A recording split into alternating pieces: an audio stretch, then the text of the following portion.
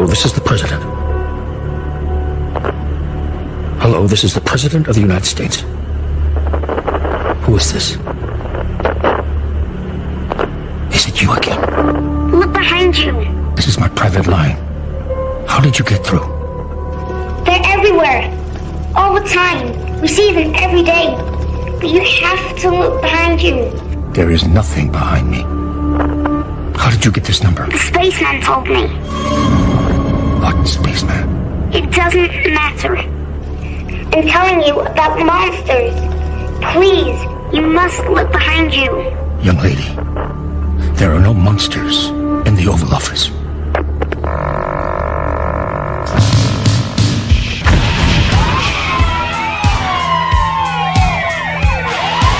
The loudspeaker spoke up and said, Wait, Jimmy.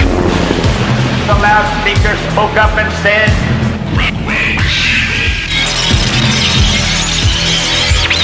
the loudspeaker spoke up and said,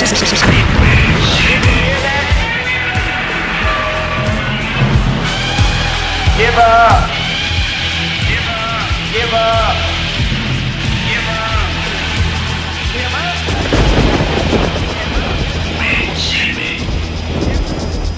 Wait, Jimmy. Wait, Jimmy.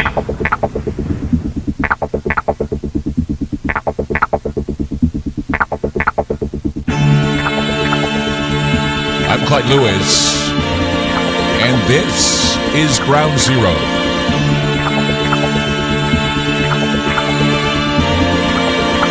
Numbers to call tonight, 503-225-0860. That's 503-225-0860. We'd like to welcome you to the show tonight. We are live tonight. Knock on wood, we had a few glitches in the system past couple days, but hopefully we're coming to you live tonight. We're very excited to be here. TalkStreamLive.com. Thank you so much for keeping us lit on the internet, connecting to radio stations across the country that play this program. We thank the program directors for doing that. They could play all kinds of other programs, but they choose ours, and we're very grateful for that because, of course, I think what we have is we have something entertaining and interesting and certainly worthy of downloading and representing again. If you want to go to aftermath.media and do that, we'd appreciate you signing up. Aftermath.media, we have a low price for you to have the shows on demand. Also, we have videos, we have documentation, we have social media, we have all kinds of things at our little digital playground called Aftermath.media. Be sure to go there while it's on your mind. Aftermath.media. It's a great place to be, great place to hang out. I do it occasionally, say hello to people, when they, in the commentary areas, I like to come in and say hello every once in a while. So, I was reading today something that I thought was really interesting, and many of you know that I'm a horror movie buff. I've in fact, one of the things I did before Ground Zero was starting to get a lot of momentum was that I decided I wanted to write a horror fanzine, and I started writing it after I had a morning show gig that I lost because the radio station I was working for, they couldn't keep their heads above water, and it was during a bad time in the economy. And of course, the radio station was like 40 miles outside of my normal routine. But I decided what I'd do is I'd go into publishing. Met a guy who the way I met him was I'd actually sat in a bar. I had a pitcher of beer in front of me, and I had one glass turned upside down and my glass right side up. This guy came up to me and he says, "What are you doing?" And I said, "Well, I'm waiting for someone who wants to go into business with me." He says, "What kind of business?" I said, "I want to publish a horror fanzine. I want to publish a magazine like Fangoria, or I want to publish a magazine like Famous Monsters of Filmland." And so this guy, Brad Nelson, said, "Well, I'm your man." Sat down, we had a few beers, and we started published a number of issues. Then we doubled up with another company called Garage Pile, which was, of course, a rock and roll magazine. So we had both Garage Pile and, our B horror films. So it was B horror films, hillbilly rock, and very scary rock and roll. Pretty much now what they call death metal. And we had a lot of fun putting that together. And of course, then we did Nightfall, which was a film that Troma picked up on. Then I became the Toxic Avenger voice. But I really do have a love and passion for some of these old horror films, old Universal films, and even some of the newer ones. And Liam and I also share that. We had a time where we were watching a number of horror films and a number of other films that we wanted, some of the classics that, he's never seen because, of course, he's a young kid and he wants to learn more about movies. And so I was reading today that with all the cash deals for like Twitter, of course, Elon Musk, the trillions and billions of dollars and all the money's going to the Ukrainian conflict, there's another figure that was spent totaling $400 million. And it wasn't for global warming, and it wasn't to whip up a vaccine or to help with baby formula. It was money that is going to be used to buy and distribute the new movie trilogy about, well, it's based on The Exorcist, the original Exorcist from the 1970s. And even Ellen Bernstein's going to be in it, the mom who played Reagan McNeil's mother. Universal paid $400 million for the rights to this new trilogy, and it's a continuing story of priests and their war with Satan. I don't know what Ellen Bernstein, she's probably going to be Reagan McNeil's mother again and probably sharing her experience. I don't know if Linda Blair's in it. It'd be nice if Linda Blair did show up in it because, it would be nice to see how she's doing now after all these years. But the new film has Leslie Odom Jr. in it. Now, if you don't know who Leslie Odom Jr. is, he's that guy that was in Hamilton. And he's a great actor. He's playing a man whose daughter is possessed. So again, like I said, I think Bernstein will be there as kind of like, well, it happened to me, and this is what I had to do. And I noticed, though, what's interesting is the date that they're going to release this. And it's going to be Friday, October the 13th, 2023. Now, you know me, and I see numbers. I see all kind. They're doing this by the numbers again. It's like when they released The Omen back. Well, they released it in '96. They released it again in 2006 when they did the remake. They released it on, what is it? June 6th. Is that it? Yeah, June 6th, 2006. 666. Well, they're releasing this movie Friday, October the 13th, 2023. And there are a lot of things that, we talk about the number 13. We talked about a lot of 13s with the shooting and how the number 13 pops up, and then there's the threes and everything else. But one number that I've not talked about a lot, but I used to talk about a lot, is the number 23. And it's because I'm a big Robert Anton Wilson fan, and of course, Cosmic Trigger and the Illuminatus trilogy, and these books were some of the books I grew up reading. And he talks about the number 23 and the synchronicities that are coupled or at least connected to the number 23. But yeah, October 13th, 2023, the Devil movie is out, and there are a lot of hidden 23s. There's 1013. That's 10 and 13 is 23. And then there's the date of 2023. In fact, 1013, Chris Carter, those of you that are X-Files fans, his company was 1013. And the reason why it was 1013 is because his number of luck was 23. My number of luck is 23 because I was born on the 22nd, but 23, this is the next day I had a full breath. I was able to breathe 24 hours, and I was alive for 24 hours. 23 is the day that I first was able to make it a day, so I consider that my lucky day. I made it one day more, and now here I am, 58 years later, after so many bouts with death. I've decided I remain now. But 23 is an interesting number.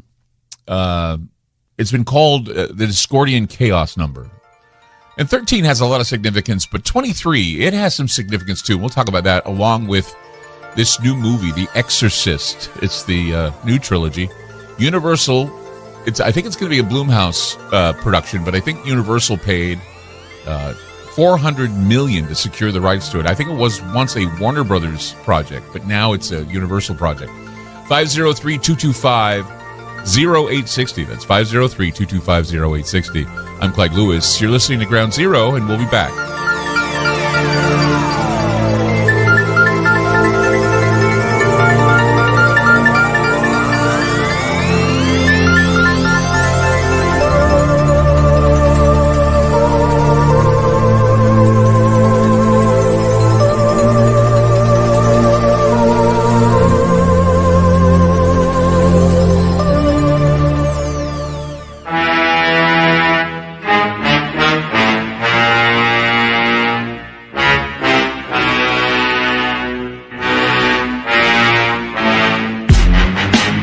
You're listening to Ground Zero. I'm Clyde Lewis. I think I was 9 years old when I first saw The Exorcist, and it was by accident. Actually, my parents went to see it at a drive-in, and when we kids went with mom and dad to the drive-in, it was an all-day affair. I mean, young people don't know how much fun it was to spend the whole day at the drive-in movie theater.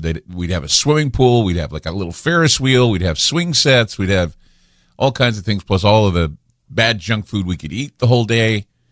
And then when the sun went down, they would show Warner Brothers cartoons. And so the kids would be watching, they'd show a bunch of Warner Brothers cartoons before the horror movie would start. And so what happens, we watched our little Bugs Bunny cartoons. And then after the whole thing was over, we'd fall asleep. Well, I fell asleep in the car along with my sister and my brother, parents watching The Exorcist, and then I wake up. And I'm looking at the screen, and I see Linda Blair standing there looking at all these people saying, "You're all going to die up there." And then she does number one on the carpet in front of everybody. And I'm like, this is weird. So I kind of didn't tell my parents. I didn't tell my parents that I was awake. I just sat there and watched it. But now they're going to have a new Exorcist with Ellen Burstyn, and it's going to be in it with the guy from Hamilton, and it's going to be it's interesting that Universal paid so much to get the rights to this movie. And I noticed it was going to be on October the 13th, 2023, which, of course, 10 plus 13 is 23, 23, 23, all the 23s and the 13s. And it got me thinking about the 23 Enigma. And I've talked about this long time ago. Why? I'm a big Robert Anton Wilson fan. But when you look at the number 23, a lot of people use that as their lucky number. Some people see it as an unlucky number or sinister, strange. It's sacred to the goddess Ares, or also sacred to the unholy gods in the Cthulhu mythos. If you're a H.P. Lovecraft fan, you know that the number 23 is important. A lot of people look at the number 23. They put it in movies. They put it on apartment buildings. It's one of those numbers that it sends a wink and a nod to people, knowing, yeah, I'm in on the conspiracy. That's what the number 23 is. I'm in on the conspiracy. And so that's why some people, they recognize it and they go, oh, yeah, you're one of those guys, right? It's a Discordian chaos number, 23. And along with 13, it has a lot of significance both forward and backward, even 32. It's about the law of fives. Anytime you can find the fives in there, five's another chaos number. But 23 is a prime, I believe. It's a prime number. So 23, the 23 Enigma, the idea of 23 seeing it everywhere and having it being evil or the number of the devil or whatever, came about because William S. Burroughs, the guy who wrote Naked Lunch, he knew a guy named Captain Clark. And this was back in 1960 in Tangier. And he once bragged that he had been sailing 23 years without an accident. Well, that very day, Clark's ship had an accident that killed him and everybody else on board. Furthermore, while Burroughs was thinking about this crude example of the irony of the gods, he said, that evening, he heard a bulletin on the radio that announced the crash of an airliner in Florida. The pilot was another Captain Clark, and his flight was Flight 23. And he realized that he was obsessing on a synchronicity. There are more synchronicities surrounding the number 23. Like, for example, Clark's orbit. If you want to talk about Clark, Arthur C. Clarke, they call it Clark's orbit, or satellite geosynchronous orbit. That is, satellites are sent out into space. Clark's orbit is 23,000 miles out. Then Burroughs realized that there are many more devilish or mystical synchronicities with the number 23. Robert Anton Wilson mentioned the 23 Enigma in several of his books, like Cosmic Trigger. He was saying that 23 and the synchronicities associated with it were byproducts of the Cosmic Trickster. Now, who's the Cosmic Trickster? Well, the great Joker, the great devil. In the Illuminatus trilogy, Wilson says that one can find numerological significance in anything provided one has sufficient cleverness. Throughout history, though, the number 23 was important in numerous religions, including Christianity and Islam. Now, according to Kabbalism and Hurufism, there are many holy numbers in our life. The number 23 is one of those holy numbers. In mathematics, 23 is the ninth prime number. figured it out there. The Quran. In the Quran, it's revealed in a total of 23 years to the Prophet Muhammad. Muslims believe that the first verses of the Quran were revealed to the Prophet Muhammad on the 23rd night of the 9th Islamic month. 23 and 9. 9, of course, is that other number, 9, 13, 23, 11. I mean, and of course, then the triplicity of all those numbers. In Christianity, if you look at the 23rd Psalm, the Shepherd's Psalm, is possibly the most quoted and best known psalm. Psalms are also the 23rd book of the Bible. Each parent, when we're talking about parents and having children, and each parent contributes 23 chromosomes to the DNA of that child that they are giving birth to or that they're together making. It takes 23 seconds for blood to circulate through the entire body. In humans, the 23rd chromosome determines your gender. And there are too many things to list, but this is some of them. I mean, and it makes it very mystical to know that there's a number like the number 23. Some believe that the number 23 is the number of chaos, and that leads to one's own death if you're so obsessed with 23. In fact, the I Ching number that means to destroy or break apart things is the number 23. The destroying angels spoke of, the ones that are spoken of in the book of Revelation are Abaddon and Apollyon. They're the destroying angels. There are 22 chapters in the book of Revelation. Many believe that there is a chapter 23 that has not been found, that has been lost. Supposedly, the 23rd chapter of Revelations goes into depth and detail of a second war in heaven and the second fall of the angels, the fallen angels. 23rd chapter of Revelation is a future event. It's not happened yet. It's going to unfold in a new time, on a new earth, under a new heaven. The 21st and 22nd chapters of the book of Revelation allude to this 23rd chapter in great detail. In fact, selected verses from the first, when you look at the first part of chapter 22, indicate that the earth will be cleansed or exorcised of the devil. No longer will there be any curse. The throne of God and of the Lamb will be in the city, and his servants will serve him. They will see his face. All of the possession of the earth by the devil will be ended. All curses shall be lifted. All tears will be wiped away. Evil will be exorcised. Chapter 23, the implied chapter of the Bible in the book of Revelation, is about a worldwide exorcism of the planet.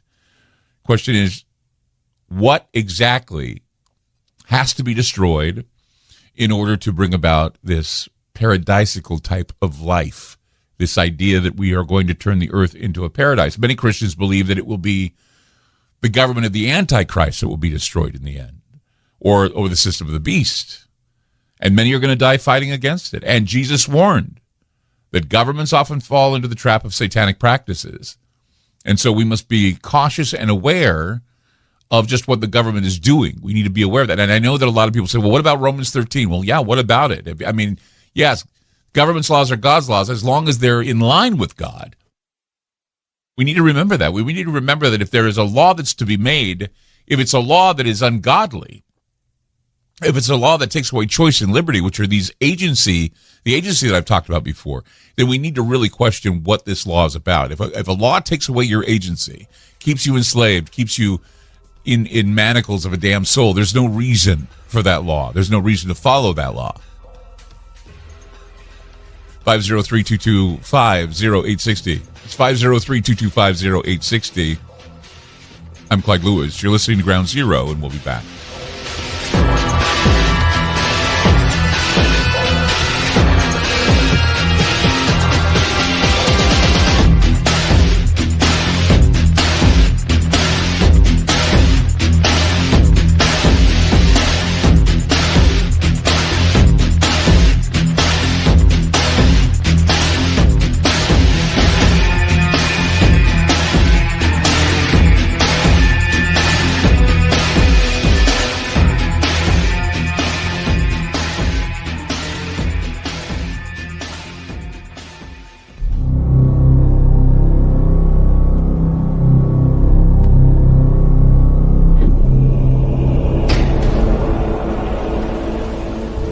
Thou soonest our best men with thee go.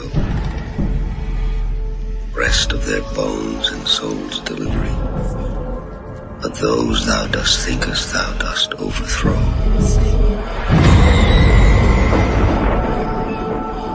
Die not, poor death.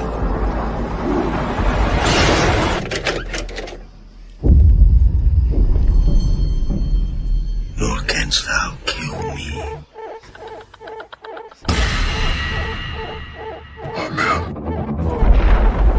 Give her heavenly protection. May the Lord be with you. With your spirit. Maybe it was just a coincidence. I mean, a name is just a name, and a number's just a number. Isn't it?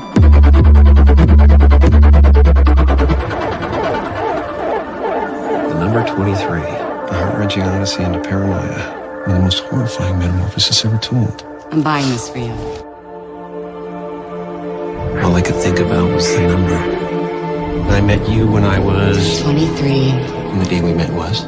September 14th. 9/14. 14 plus 9 is? 23. Is it all just a coincidence? We don't know. The Titanic sank on the morning of April 15th, 1912. That's 4-1-5-1-9-1-2. 23. The Hiroshima bomb was dropped at 8:15. 8 plus 15 is 23. The Mayans said the end of the world would come in 2012. 20 plus 1 plus 2 equals 23. Go ahead. Tell yourself it's just a number. I'm Clyde Lewis. You were listening to Ground Zero. Numbers to call tonight, 503-225-0860. That's 503-225-0860. I find it quite synchronous that the Exorcist movies are going to make a comeback next year. Friday the 13th, Friday, October the 13th, 2023. The new movie is dealing with possession and exorcism again. Ellen Bernstein is coming back to play the role, I'm sure, of Reagan's mom. But it's convenient, isn't it? It's convenient that these films are getting attention because lives are being eroded in such a way, and the immorality is surfacing in such a way. It's leading many God-fearing people into believing that there is a psychological war going on or a spiritual war. I've heard so many people talk to me about fallen angels. Last night we talked about the dreams of the demons, the Chorts in Ukraine. We had a number of people call up and say they have friends who are dreaming these dreams about these little demons, and that Chernobog and the blackbird of Chernobyl. These are real metaphors, real Jungian egregores, thought forms that are plaguing people in their dreams at night. And this is an intrusion. This is some sort of a demonic, sick intrusion. The demonic intrusion in its own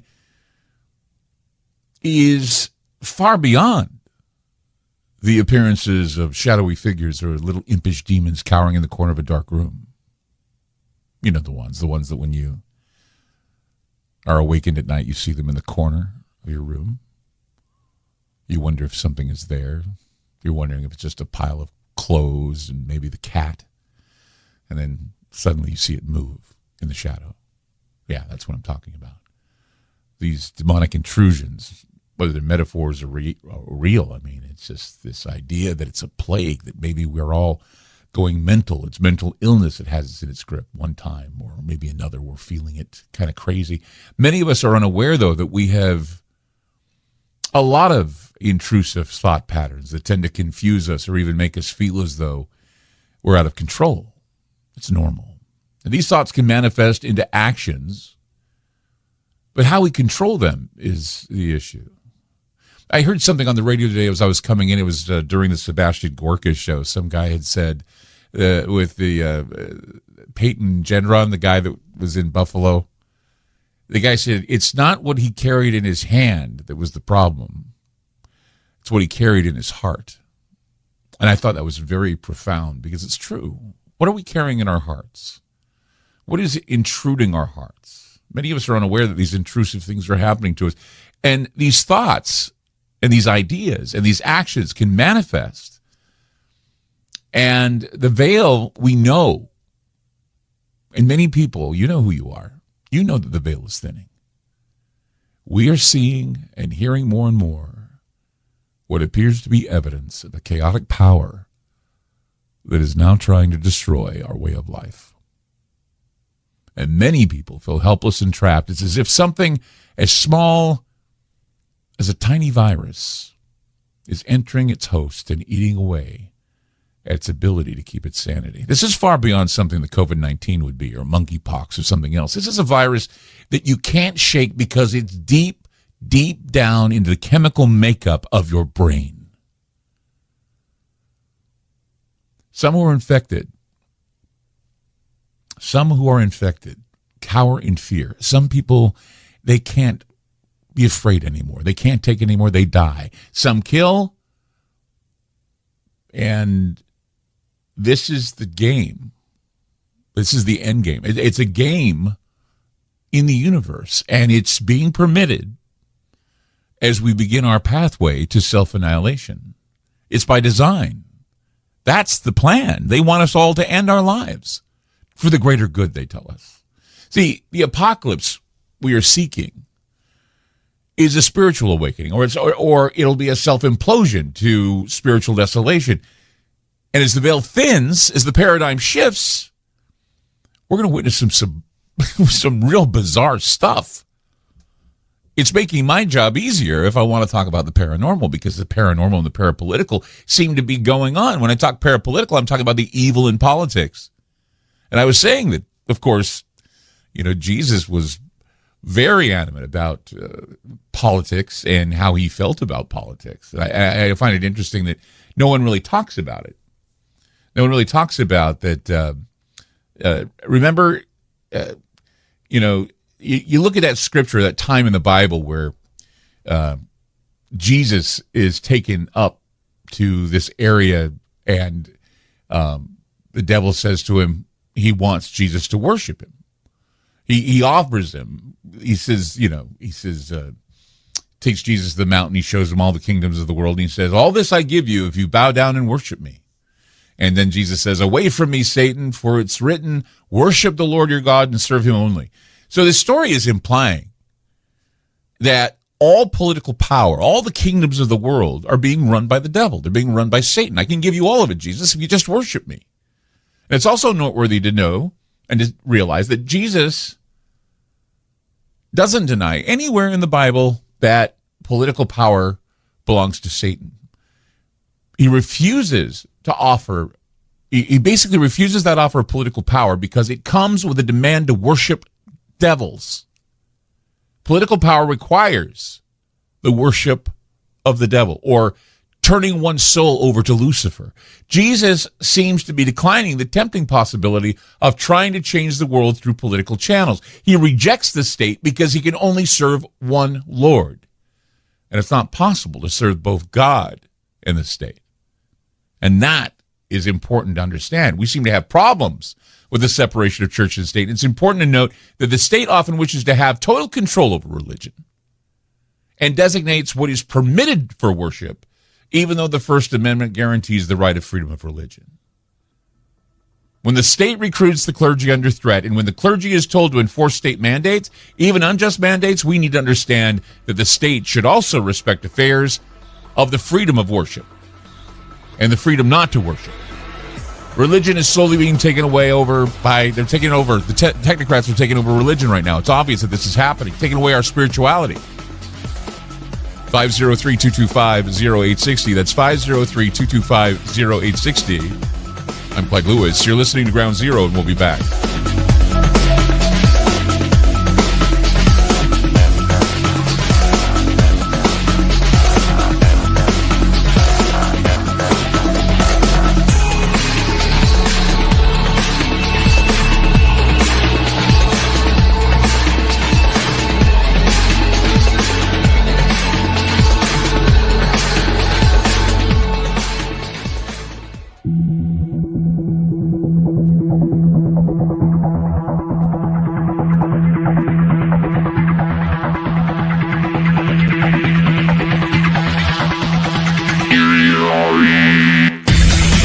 503-225-0860. That's 503-225-0860. The battle against evil is real.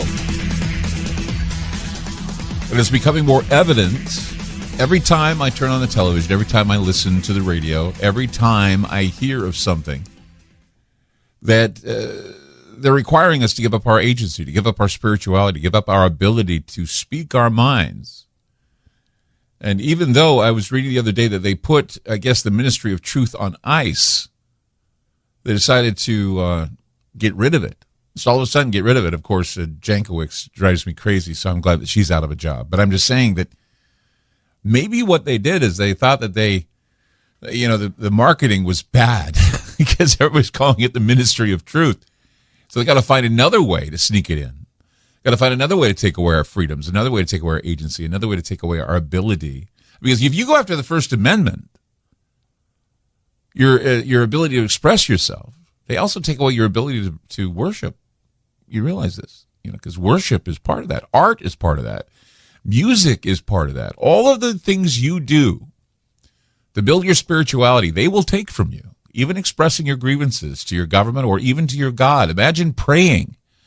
Imagine that. Imagine, what was it? They had a National Prayer Week or Prayer Day, and Biden started talking about it. He left out God from the equation. Didn't even want to talk about God. And he's a Catholic, right? It's odd to watch this go down. And I don't want to, sound like I'm overly religious because I try to be as balanced as I can be. But, man, sometimes that steps on the toes of my dispensationalist upbringing. It really does. And it just terrifies me to think that we are not aware of this. And we're not, no one wants you to be a fanatic or a zealot, but they certainly want you to be on your toes and understand where your spirituality is being taken out. And soon, if not now, we need a complete exorcism of this country. Let's go to Donna in Florida. Hi, Donna. You're on Ground Zero.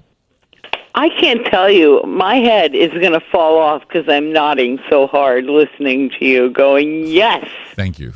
I appreciate That's exactly what's going on. And I've been feeling this way. I know I'm older than you. I'm 65. Mm-hmm. But do you remember that song from the Rolling Stones, Sympathy for the Devil?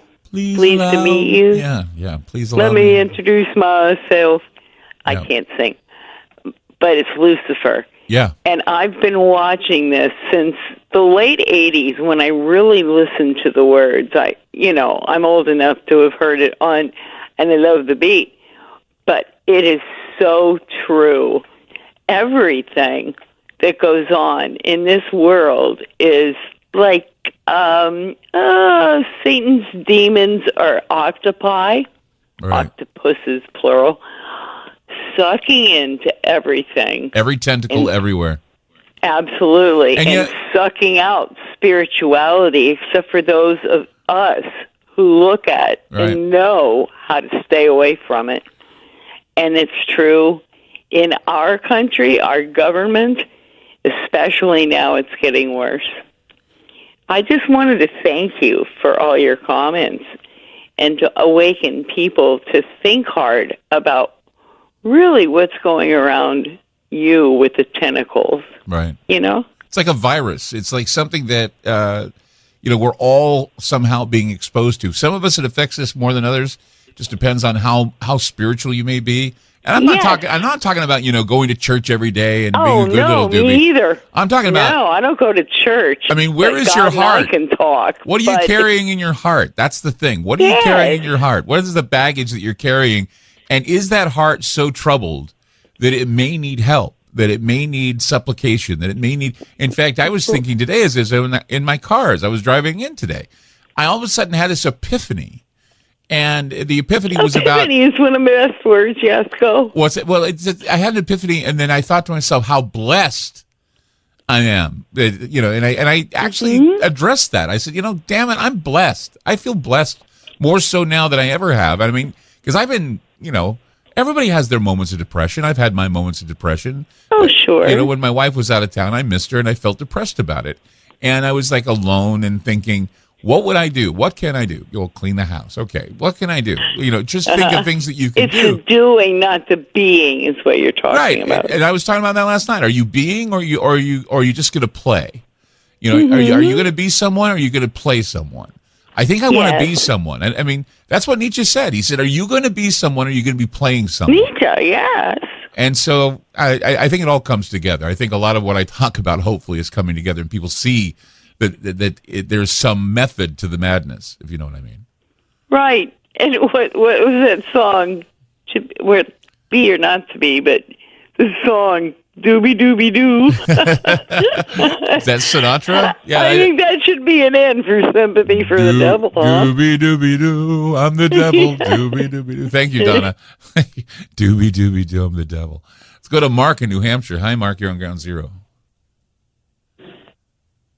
Mark. Hi. Yes, hi. I just can't believe the profound effect that watching The Exorcist long-term attack on people's psyche that movie played. Oh, yeah. And with your immense intelligence, because of the way the world is, most people don't know why things are the way they are because they don't know the beginning.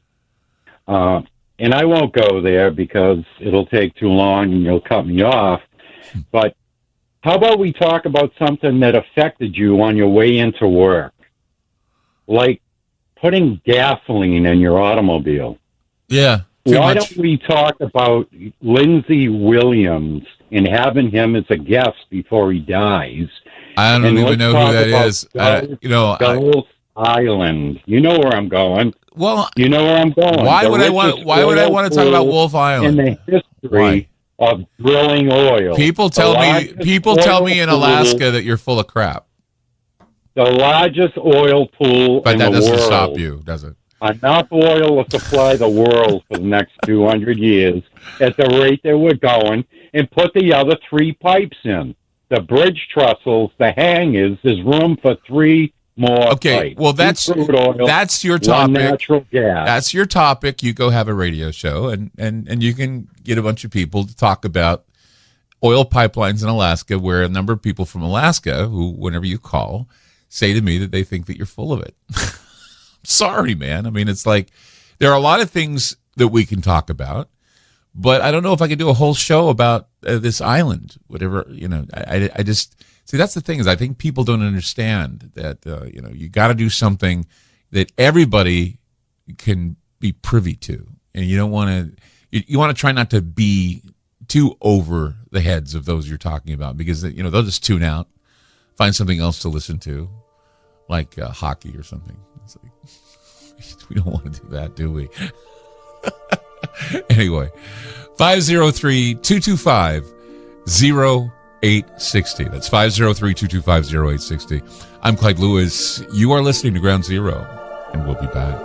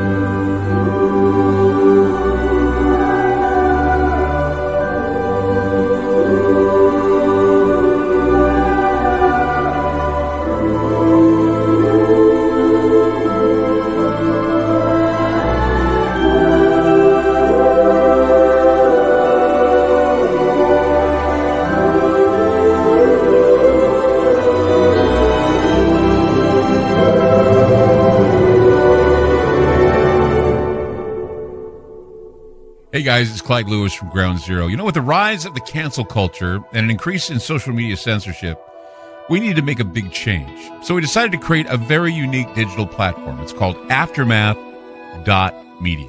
It's an exclusive online multimedia library featuring an interactive social media section with a chat room, videos, audio clips, archived Ground Zero podcasts, documents, books, and magazines. Our news aggregator provides current news relating to many of the topics we cover. We're expanding our research and study groups as well, which presently includes Tracy Twyman, William Cooper, Nate Russell, and Jim Keith. Also, check out popular podcast Conspirafact with Wes and Bill.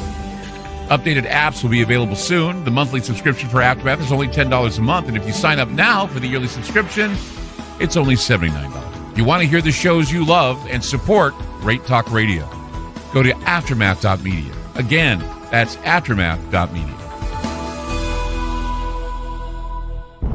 Are you intrigued by Paranormal Talk Radio? You'll love the new Paranormal Radio app from TalkStream Live. You'll find a great selection of talk shows covering UFOs, ghosts, strange phenomena, and much more. Download the Paranormal Radio app now and start listening to the very best in paranormal talk entertainment, including the network you're listening to right now, the Paranormal Radio app, free in Google Play and the iOS App Store. Spinning complacently in the darkness, covered and blinded by a blanket of little lives, false security has lulled the madness of this world into a slumber. Wake up. An eye is upon you, staring straight down and keenly through, seeing all that you are and everything that you can never be. Yes, an eye is upon you, an eye ready to blink. So face forward, with arms wide open and mind reeling. Your future has arrived. Are you ready to go?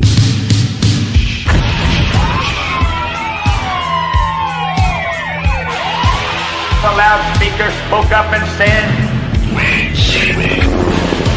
The loudspeaker spoke up and said, Wait, Jimmy. The loudspeaker spoke up and said, Wait, Jimmy. Give up. Give up. Give up. Give up. Give up. Wait, Jimmy. Wait, Jimmy. Wait, Jimmy.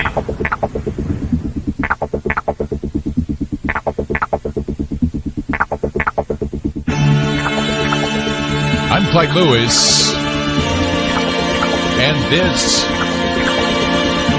is Ground Zero.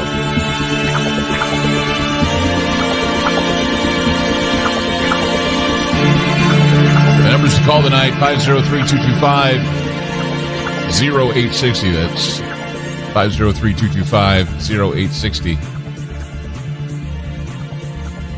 So, as I was saying in the last hour, I was reading something that I thought was interesting about $400,000. Wait, what was the figure again? Let me check this again. I got to make sure that I get the figure right because I don't want to give you false information. $400 million. Okay. I guess Universal Studios has now spent $400 million to secure rights and distribution for a new take on The Exorcist. It's going to be a trilogy. More continuing the story of priests in their war with Satan. The new film will have Ellen Burstyn. She's reprising her role. It was an Oscar-nominated role for Chris McNeil. She'll be playing Chris McNeil alongside Leslie Odom Jr., who, of course, is the star of Hamilton. And he will play a father tracking down Ellen Burstyn because his daughter is possessed by the devil. And the first film in the trilogy will be released on Friday, October the 13th, 2023. I find interesting. And one of the things, too, that I thought was very synchronistic about reading this story is that there's a series of films or a series of documentary type series blocks, I guess. It's called Cursed Films, and I've been watching that. I haven't watched it in a while though because they stopped putting up these series. Maybe if I go back, I can find another one. But one of the most memorable ones was they were talking about how The Exorcist was a cursed film. It's terrifying, of course, in reality when you go see a very psychological horror film about possession. But they were reporting that, I guess, one of the X-ray technicians, in fact, they used real doctors. Remember the scene in the I guess little Reagan gets some sort of a blood type of test or something. And apparently William Friedkin said that he wanted to give a little credibility to this scene, so he told a bunch of doctors to come in, and real doctors are in the scene. They're not actors, they're real doctors. And there's a guy by the name of Paul Bateson who played a radiologist assistant.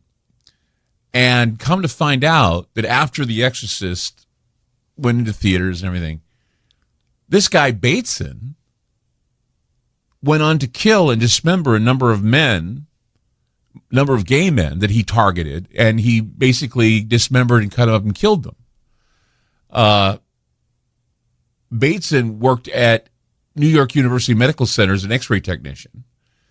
And he was at the medical center when Friedkin came in and said, we need doctors and techs to be here because I guess Reagan, Linda Blair, was going to have a carotid angiography, a procedure, and Friedkin felt like that there needed real physicians to be in there, and that would add authenticity to the sequence. So this guy, Paul Bateson, apparently went on this killing spree, and they called it the Bag Murders.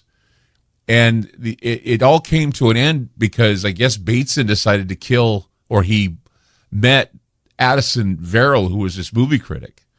And they found him in his apartment beaten and stabbed to death, and that led police to Bateson, who had gone home with Verrill, having met him in a gay bar. And so Friedkin remembered, or he recognized the guy, and decided to make a film called Cruising with Al Pacino about a cop investigating a serial killer who targeted gay men. But Bateson didn't confess to the other murders, only to Verrill, but police believe that he was responsible for several bodies that washed up on the shores of the Hudson River. And so that, I just thought it was pretty terrifying that when you have, you had a X-ray tech or a technician that was there in the movie that eventually went on to kill people. It just puts a whole new perspective on cursed films, a whole new perspective on films in general. And as like I said, I'm a horror movie buff. I've been one for a long time, and I think it's one of the reasons why I have so much recall when it comes to some of these scary things I talk about on this program. But I find it interesting that they are going back and they're revisiting this Exorcist trilogy, especially now when we're in such a time where people are thinking about something that's a lot deeper than the satanic panic of the 1980s, something that I think would be called radical evil, and maybe even a mind virus, that this mass psychosis, this mass formation psychosis that they talk about.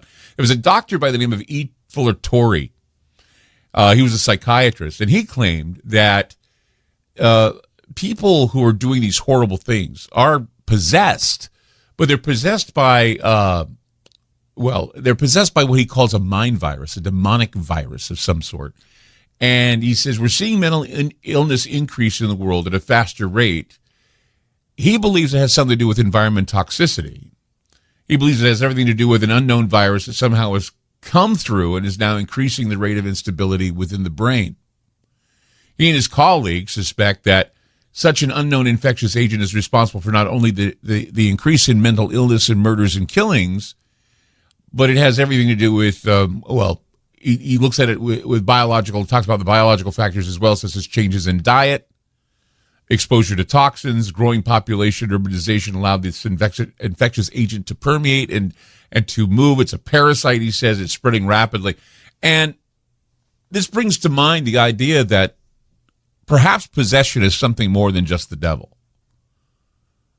I mean, could we be seeing a possible viral infestation like COVID-19 that triggers each of us to manifest seemingly demonic activity? And is it responsible for the reports of demonic possession? Can our physical struggle with powers unseen be the will to fight against that which uses our life force as a tool for chaos? We see more and more people around us who have some cosmic rationale for accepting the simple nature of the world right now, the constant grinding of bones, the ripping of flesh, putting money towards war, all of this nebulous crusade, and this fight the good fight, might makes right, and what it does is it leads to our destruction. In times of war, the biggest pastime is deception, and of course, we're seeing a lot of it with the current war, and no one wishes to speak of peace, only more bloodshed and more bloodletting.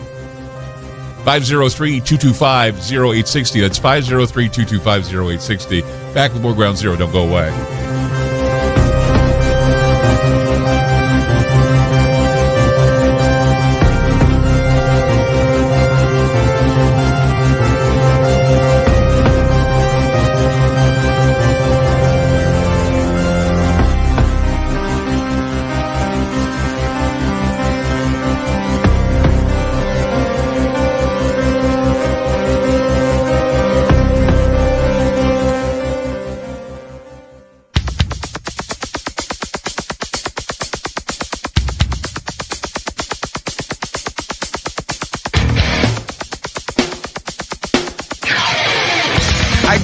It could be argued that the devil is at war with everyone. And the biggest deception of all is that all of our bias, hatred, and intolerance is blessed by some unseen God. In other words, God's on our side if we hate this certain group. That's not how it works, guys. You know, it's not up to us to judge. It's up to God to judge. We're supposed to love and forgive. We're supposed to be those who believe in repentance. We're supposed to believe in all this stuff, but apparently not. The perception that is the biggest lie, I think, is that, you know, people like to think that what they do means God is in control. No. What you're doing is what you're doing. God is observing. God is taking notes. God is always in control, and the controlling mechanisms are for him. You know, it's all about the light, not about the darkness. And I'm talking about all kinds of darkness. Intolerance, hatred, anger, all these things. Many people feel that they have no control fending off these large-scale attacks from what could be seen as a demonic army or a demonic virus of some kind. Good and evil have now blurred together, and those shades of gray continue to baffle even those who claim to know the mysteries of God or to understand the devil. The mysteries remain mysteries for a reason, and that's, I mean, there seems to be some indication that the reason why the planet is in chaotic state right now, is because some dark and chaotic thought processes have slipped in under the radar, resulting in what I can only see as demonic plague or some sort of priestcraft or witchery that puts us into this mass psychosis, this mass formation, they call it. This is something that goes beyond satanic panic. And pointing the finger at suspected devil worshippers or some half-baked militant Christian witch hunt or whatever you want to do, it's not going to take care of the problem, because this is evil that is darker, and it's in control of some of the major governments of this world and some of the major religions of this world. This is a concerted effort to change the rules and encourage treachery and barbarism for the promise of reward from what is called the unseen synarch. We've talked about the synarch before. The dark combination. It's the dark combination that seems to be in power today. The question you need to ask yourself is, which God is getting all the adoration of our religious and government leaders? All policies now seem to be anti-religion and lack the basic foresight for a future where our children will be able to live in a world where there will be peace. They'll be able to live in a world where they can make choices. They'll be able to live in the world where they're not going to be groomed. You understand?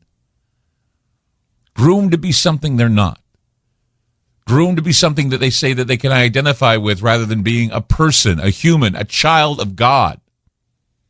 The darker forces are always showing their power when blood is spilled in acts of war. And pain is the new normal, my friends. This is the new normal. The new normal is pain.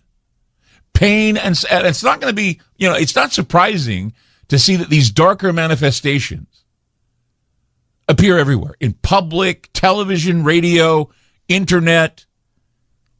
The book of Daniel, part of the Old Testament, described a future time where there would be a corrupt government that would espouse barbarism and declare it ordained by God. It is be the worldwide government that has left its helm. There's a prince at the helm that pays homage to unknown gods, gods that aren't known by fathers, and that they would be able to somehow corner consciousness and able to distribute it into avatars that would rule like robots. It would rule like, they'd be tyrannical and inhuman.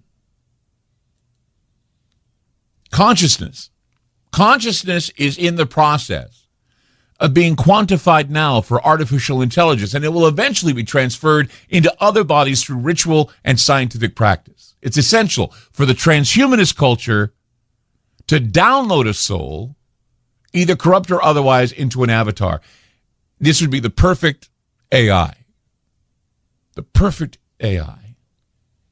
It's like, I guess you could see it, you could call it reverse exorcism, where instead of removing an evil spirit, one can be put into the body, whether it's an organic body or an artificial body.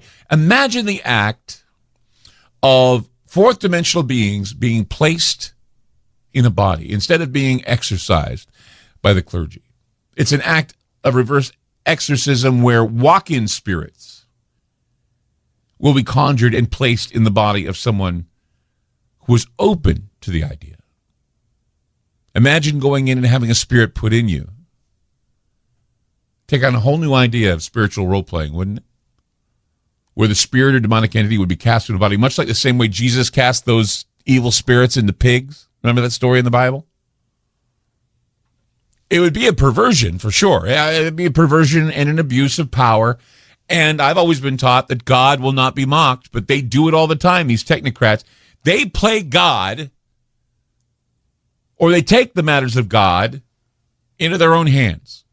Technocrats do that. They're well known for it, and they will do anything to be able to harness that power and control it. What I find interesting is that recently it was announced that demonic possession is now recognized in the American Psychiatric Association's Diagnostic and Statistical Manual of Mental Disorders. It's called possession trance disorder, a possible variant of dissociative identity disorder. In the DSM-5, it says here, spirit possession falls under the category of dissociative disorder, not otherwise specified, with more specific research criteria, but not in official diagnosis, fitting dissociative disorder, trance disorder, progression trance disorder. Now, what is interesting about this is how it's worded. I was reading it over today. It says, possession trance involves replacement of the customary sense of personal identity by a new identity attributed to the influence of a spirit, power, deity, or other person, and associated with stereotyped involuntary movements or amnesia, and is perhaps the most common dissociative disorder. That's a broad definition, right? I mean, it's broad enough to include a lot of things, right? I mean, think about this. So you identify as, or you're under the influence of a spirit, a power, a deity, or another person. Okay.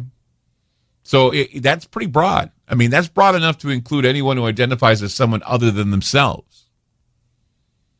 I mean, it's like live action role playing, right? Live action role players and those who identify as different genders of men trapped in women's bodies or women that are trapped in the body of a male. Possession? Really? I don't know if it's possession trance, but still. I mean, how about a demon captured and placed into the body of a political leader or a teacher or someone else we trust? I mean, do we even think about this for a moment? Do we ever think that maybe, look, if people can identify as a woman or a male or woman, and they're not that, or if they identify as a vampire or they identify as a werewolf, right? I mean, many of these killers, like Ed Gein, I mean, they didn't necessarily identify as a werewolf, but I mean, hey, if they wear the skins of women and howl at the moon, I don't know what you'd call that. Sick, yeah, but come on, it's pretty demonic if you really want to think about it. So we look at disorder of identity alteration, and they say that it happens in an altered state of consciousness. So this means that if there's a means by which you can alter the state of one's consciousness through drugs or trauma or something else, it's possible to create another personality or open the victim up for an unnatural or profane possession. So this indicates that, from what I can gather, that altered states of mind that we read about in some of the MK Ultra cases are certainly part of this dissociative trance disorder, or they're induced so you can actually create another personality in someone through trauma or through trance meditation or hypnosis or even drugs. You can use psychedelics or whatever to make it happen. 503-225-0860. That's 503-225-0860. I'm Clyde Lewis. You're listening to Ground Zero, and we'll be back.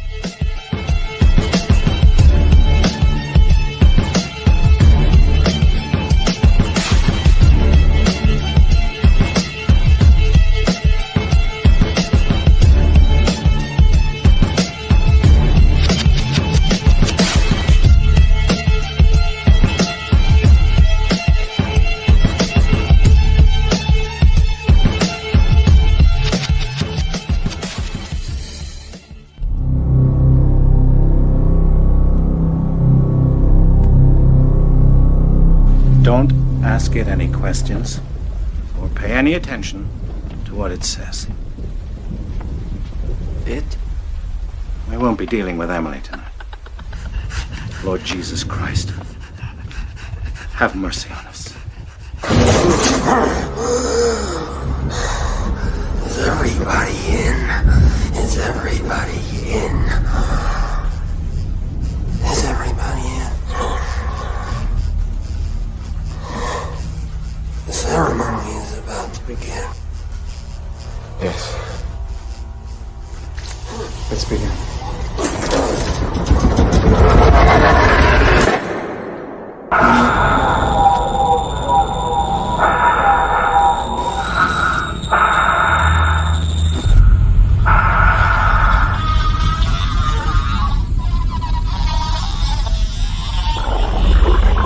Azusa. The Gospels never say that Jesus exorcised anybody. We have no right. We have no right To this woman of God. to this woman of God. We receive. We receive. We receive. Oh, no. We receive. Oh, Say it. I command you through Christ. Say we receive. Azusa. we receive. 6,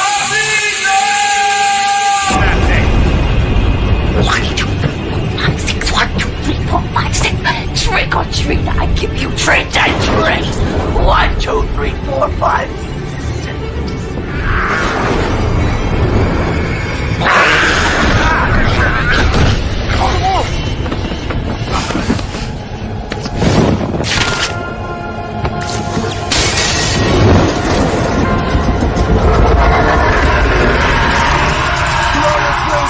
Is everybody in? Everybody in?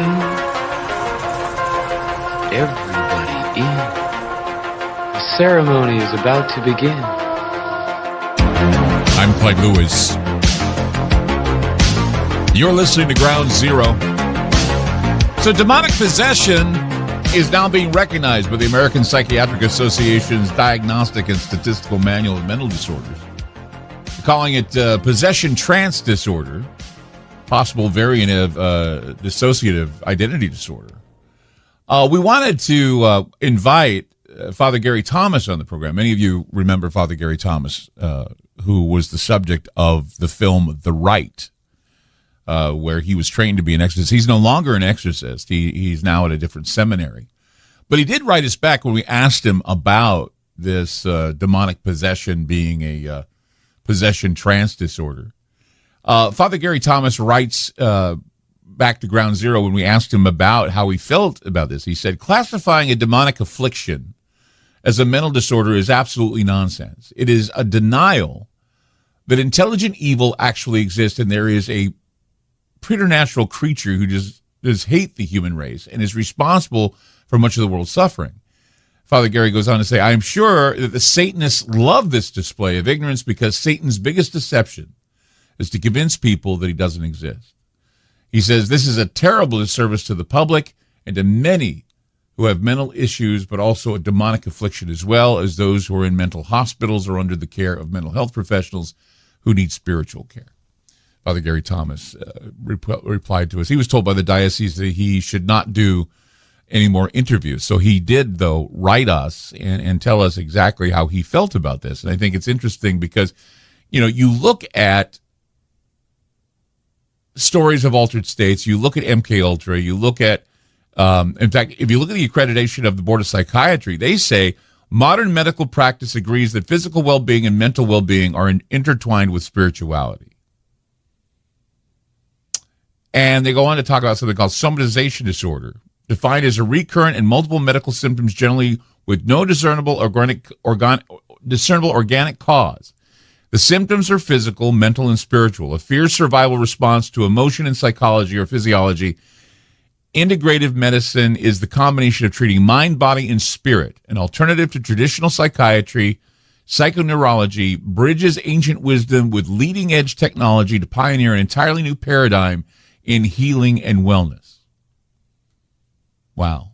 I'm at a loss to wonder if thoughts like this legitimize the idea of radical evil or possession, or, it's a very controversial topic, whether or not, we look at this as a spiritual thing or we look at it as a mental illness. I wonder how you feel about this. 503-225-0860. Let's go to Jane in Texas. Hi, Jane. You're on Ground Zero.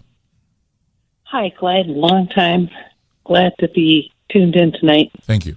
I have some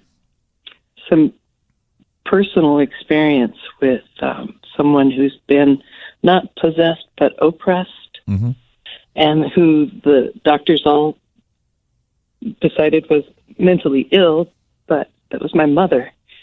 And she would call me and tell me what was going on with her. She lived in another state. And I didn't take it as seriously as what she was feeling, so I was inclined to think maybe she was having some mental problems. Until I went, one of the things that she complained about was she was being oppressed spiritually, and that they would attack the house and make it pop. And of course I said, Mom, that's just house noises. And she's like, no. So I went up to visit her one day, one season, and she picked me up at SeaTac, and she was really down. She said, they're really attacking me.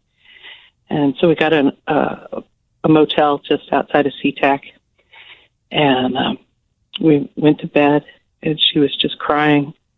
And all of a sudden, the entire motel room started to pop like I was in the inside of a popcorn popper. She said, you hear that? And I said, yes, I do. She said, they're trying to get me. I said, they can't have you. You're a Christian. You belong to Christ. I belong to Christ. They don't belong here. And it went on for about a half an hour until after just constant prayer and just standing up and screaming at them, you can't have her. You can't have any of us. You must leave in the name of Christ. It finally went away. But it made me pause significantly and think perhaps all mental illness is some form of demonic possession or attack rather than the other way around. And she found solace in a book written by a Georgia preacher called oh my gosh, I can't. It's not important. Overcoming the adversary. Okay. And so she would just lock herself down into prayer whenever she got affected, and it really started to help her. But were the pops you heard audible in the room, or were they in the brain? Could you describe it a little more? Oh no, they were in the room. It was literally like an auditorium filled, like the whole room had become a giant popcorn popper, just pop, pop, pop, pop, pop, pop, pop, pop, pop, pop, pop, pop, pop. I could feel walls moving, going back and forth. Oh, that must have been terrifying. I was outraged. And if I hadn't been as firm of a Christian as I am, I would have been terrified. But I held my ground. I know they can't touch me. I know they want us. I know they want to torment us. But they can't have us.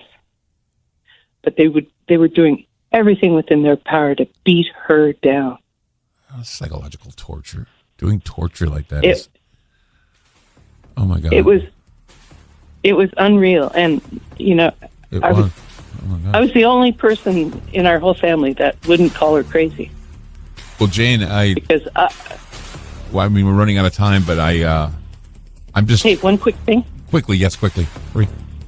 Timothy Alberino. Okay. The Resurgence of the Empire of the Gods. Look it up on YouTube. The Resurgence of the Empire of the Gods. Thank you. I'll listen back. Thank you. Thank you, Jane, for the story. We'll be back with more. 503-225-0860. My gosh. Got to take a breather now.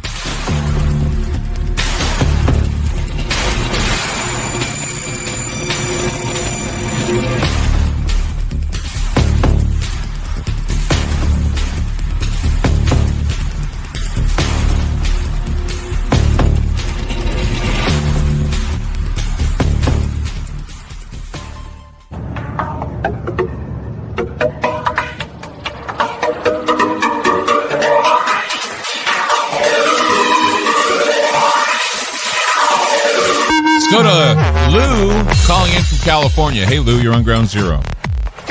Hey, Clyde. Thanks for taking my call. Sure. That last call was chilling. Yeah, it was. And it just kind of, wow. It kind of like lets me, like we are against principalities, right? Right. I mean, can you imagine being in a room and all you're hearing are pops, like firecrackers going off, and of course your mother's been telling you the whole time, I hear these pops and they've been torturing me and it's demonic. And I'm like, wow. And I didn't even have a chance to bring up something called paranormal clicks. For those people that go out and do ghost hunting and they pick up on these voices, you hear pops and clicks before they speak. It gives them an indication they're about to speak. It's almost like they open up some sort of a piece of sound, or they pop a sound or whatever. It's just weird how all that seems to be happening. Wow, you just made me think of the Hereditary movie where the girl clicks. Yeah, that is eerie, right? Yeah, it's true. Yeah, that's really creepy. Yeah. Wow. Okay. So I wanted to bring up the fact that they inserted subliminal messages in the original Exorcist movie. Oh yeah, they did subliminal images. Yeah. Mm-hmm. Yes. So there's like one where the priest falls down the steps. Yeah. And then we paused it. I think we were watching a VHS back in the 90s, and my sister paused it on that frame, and it was just like, wow. So if they're doing that in an Exorcist movie, then they really want to get to people's psyche, right? Yeah, I mean, subliminal manipulation is something that they do all the time, and they do it in music, they do it on TV shows. There was like I said, I was watching the Cursed Films, series. And there was actually a point where Michael Shermer, who is a well-known skeptic, I've had him on the show before, but he got to a point where I just didn't approve of his methods of trying to fool people. But he did show that, he said, now watch this basketball game. You're watching this basketball game. He says, be sure to count how many times the guys in the white shirts are passing to the other guys in the white shirts. So follow the ball. And I did. I followed the ball. He says, okay, now let's replay that to the point where that monkey walked into the shot. There was no monkey in the shot. I didn't see a monkey. I didn't see a monkey at all in the shot. And what happened is he replayed it, and sure enough, there was a guy walking in to the group, and he just walked in a monkey suit and then walked out again. And I didn't believe it, and so I went and I did the first clip that he did because he said, oh, Michael, you added that in the next. No, I went back to the first clip, and sure enough, that monkey was there.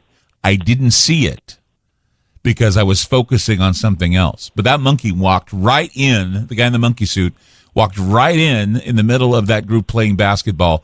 I did not see it. Wow. Is that a little bit of sleight of hand or something? No. It was because your brain was paying attention to one thing and not paying attention to the obvious monkey in the room. It just goes to show you how we can tune things out. How, people say, well, I never see a UFO. Well, you never see a UFO because you're not paying attention to it. Right, and you don't see the tip of your nose either. Yeah, and you don't think about your socks being on all the time. It's called the Troxler effect. It's the idea that we tune things out in order to pay attention to other things, and so we're unaware of how, the brain's registering it, our bodies are registering it, everything's being registered, even if you don't see it. And that's the scary part, because if people say, well, I don't believe in demons, I don't believe in God, I don't believe... Okay, well, you may not believe it, but what your body is experiencing are very, very important things that relate to archetypes and to things in our subconscious mind. It's the meta part of the body that responds to these things. That's why you respond to things and other things you don't respond to. It's because something is tantalizing you, something is beguiling you, and that's why I think it's so easy to convince people to do evil, because if they're manipulated enough, they're threatened enough, if they're traumatized enough, it creates an alternative personality in people, and we get this mass formation psychosis. It's a form of demonic possession. Yeah. And you know what? They're really wanting to do it. If they're going to spend $400 million on this and release it on, like you said, 10/23/23? 10/13/23. Is that right? 10/13/23. Friday the 13th. See, they're doing it by the numbers again. It's like people say, "Oh, numbers mean nothing." So why are they releasing it on Friday the 13th, 2023? Why are they playing with 10/13/23?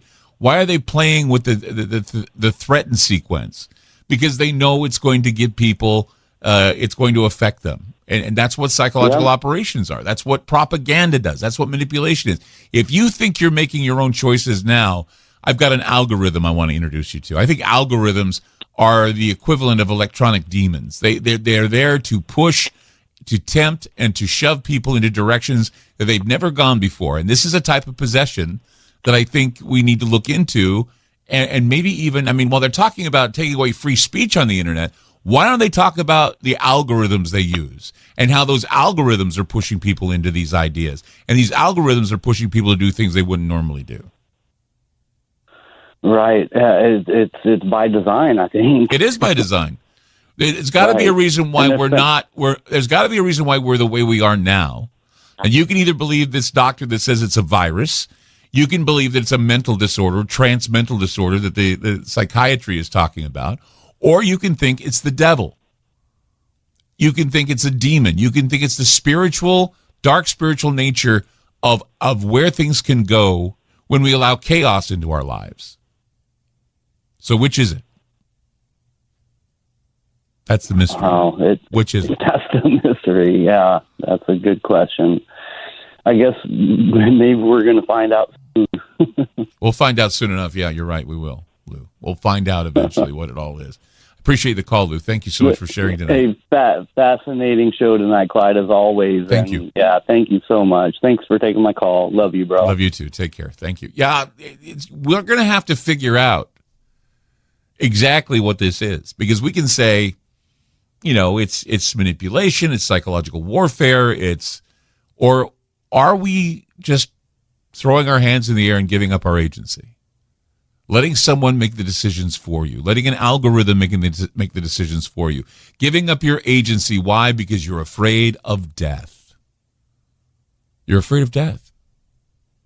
We're all afraid of death to a certain degree. But look, if we're right with God, if we're feeling close to God, maybe we don't need to worry about death so much. But people do. I don't know if they worry about the pain and suffering more so than they worry about the idea of the finality of it all. The idea that you're done, you're over. But we need to truly believe where we go after we die. Truly believe that we're in God's hands after this. Certainly. What can you think about that? I don't know. 503-225-0860. That's 503-225-0860. I'm Clyde Lewis. You're listening to Ground Zero, and we'll be back.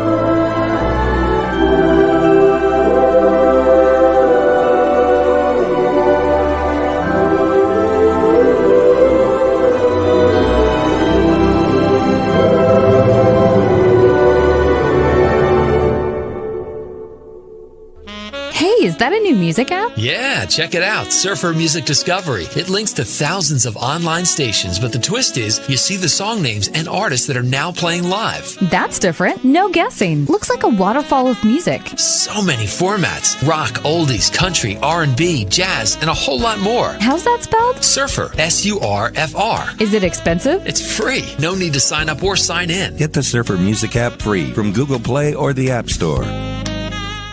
So, you love talk radio? Then you'll love TalkStreamLive.com. TalkStream Live is always on, 24/7 with the best streaming talk shows. Find your favorite talkers and discover some new ones. It's free, readily available online or on mobile with any smartphone or tablet. Finding your favorite talk shows all in one place has gotten a whole lot easier. Just go to TalkStreamLive.com. Be sure to download the free apps from Google Play or the iTunes App Store.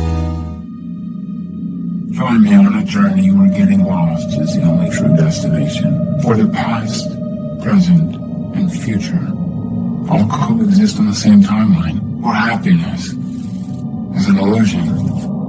This is the future we are in right now, where our phones are the first things that we touch when we wake up, the last thing we touch before falling asleep.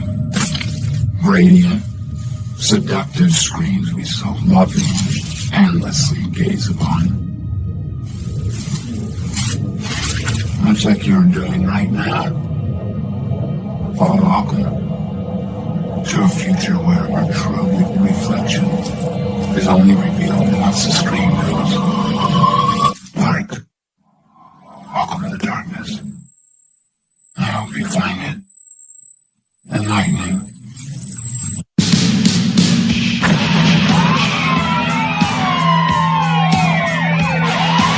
The loudspeaker spoke up and said, Wait, Jimmy. The loudspeaker spoke up and said, Wait, Jimmy.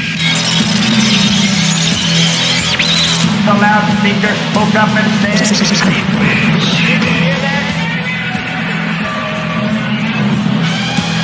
Give up.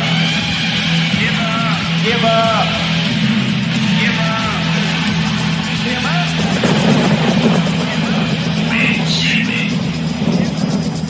Wait, Jimmy. Wait, Jimmy.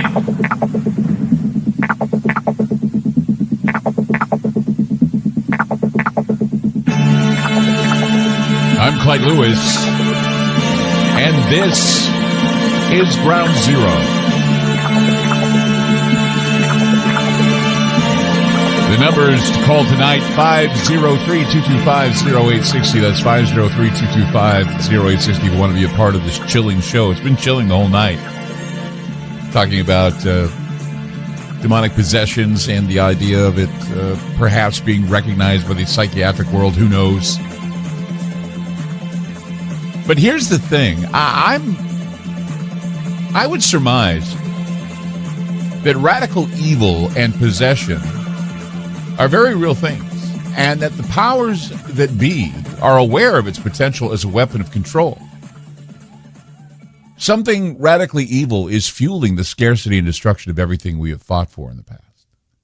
Throughout history, it can be said that every panic we endure has to be connected to a devil of some kind. It has to have a person, or more likely a group of people, whether real individuals or fantasized individuals, that seem to have this ability to conjure the devil in our midst.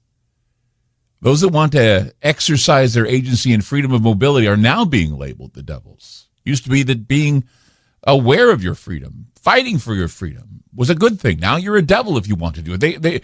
They are called the disease. We are told that those who wish to, want traditional values, we should be eradicated. However, what is motivating this finger pointing? What is motivating this idea of calling out devils among us? What is the motive? Well, I can give you a short answer. The answer is death. The fear of death and dying is the motivator. And if we pick up our Bibles and if we learn that death is the tool of the devil, that maybe we'd stop doing this. I mean, if you look at Hebrews, it describes our most basic and primal fear. Our inordinate fear of what people think of us is rooted in an even deeper fear, one which is at the very core of our being. The Hebrews text both names it and describes it as being the source of our bondage.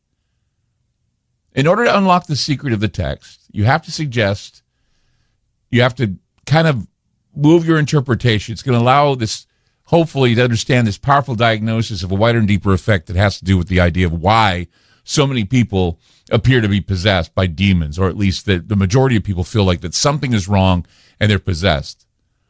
In the book of Hebrews, this is what is said. So since the children have flesh and blood, Jesus too shared in the humanity so that by his death he might destroy him who holds the power of death. And who is it that holds the power of death, according to Hebrews? It's the devil. And he's there to free those who all their lives were told in slavery that they need to fear death. So the devil's hold on us is the fear of death. This is what the devil exploits to keep us enslaved. This is what is being used by the globalist technocracy to enforce this fascist beast system, this imperial cult of prophecy, this cult of death. And you cannot deny the devil's in the details. Despite the good intentions of people who still think facts matter, I don't think most people are persuaded by facts anymore. In fact, they're going to tell you to trust the science.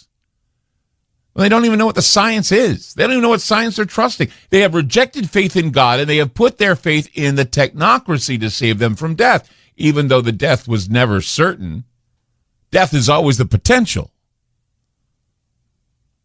The warning of a major collapse of the United States is not being heeded because many of the radicalized factions are quick to blame each other for the problems in the country and not the bad actors of the world stage that wish to see American cities burn. The truth is, there are many Americans right now that have been enticed by this secret hyperpower who wants to further the clutching, covetous seizing of world control against the wishes of the majority. The psychological damage that's been done to this country, it's going to take a generation or more to change. That is, if people will stop and realize that they have all been victims of mass hypnosis that is allowing for a raw emotional wedge to get in the way of the ultimate truth. We all have fallen victim to what can be called a reversed exorcism. And maybe we're already experiencing this possession trance disorder that psychiatrists say exists, and it could be the result of mass formation mind control, where we're forced to pivot and care about every crisis, every moral failure that's happening on the world stage. And I think that at the moment we are in the group. We're all in this group that it is in the grip of what can be called radical evil, the demonic forces. The refusal to see and accept this is not a new thing, not at all. And people are in denial because they know that if they swallow that bitter pill, that they would have to face a day of reckoning and would have to admit that Judgment Day will soon be upon us. And that's the difficult thing. Remember, mysteries remain mysteries, digging into the deep psyche of what we are and what we do. But the thing that's most interesting is that science and technocracy now wants to put these evil spirits into people, want to put them into machines. They want to change the rules. They want to encourage treachery. They do encourage treachery and barbarism, always in times of war, for the reward that is this unseen synarch that's running things from behind the scenes, these darker powers that seem to have us at their beck and call. And you need to ask yourself, when there's war, when there's tension, when there's fighting, when there's scarcity, when all this is going on all at once like it is, who is the author of such horrible deception? And how is it that our religious and government leaders, how do they stand idly by and let it take place? All policies now seem to be anti-religion, and they lack the basic foresight for a future where our children will be able to live in a world where they can be themselves and not be bothered. But, they're not learning any differently in the schools or other places, because it just seems that darker forces are showing their power, especially in times where blood is being spilled and pain is part of our normalcy. The new normal, the new world order, the new Build Back Better is pain. always thinking about death, always thinking about body bags, always thinking about mass graves. It's not going to be surprising to see these darker manifestations appear in public, and that many more people will find themselves being possessed by some darker force. Tonight, exorcist Bob Larson will be on the program. We're going to have him come on and talk a little bit more about what he does and his thoughts on what is happening in the world. Tonight on Ground Zero, if you have a question for Bob and you need his services, of course, he's an exorcist, you can call in tonight, 503-225-0860. That's 503-225-0860. We'll be back.